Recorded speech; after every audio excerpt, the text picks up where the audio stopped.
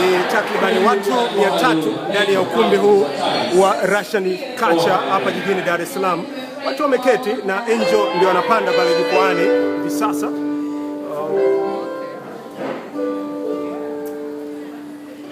Angel Magoti anapanda pale jukwaani kwa ajili ya kuimba. Umati umekusanyika, watu ni wengi kweli ndani ya huu ukumbi. Kama unavyoona watu zaidi ya 300 hivi ambao wanakadiriwa kuwemo ndani ya ukumbi huu. Ni tamasha la kwanza la Angel Magoti kuimba yeye mwenyewe peke yake pamoja na vikundi mbalimbali ambao wamekusanyika katika ukumbi huu wa Russian Culture hapa jijini Dar es Salaam. Sikiliza Angel kidogo.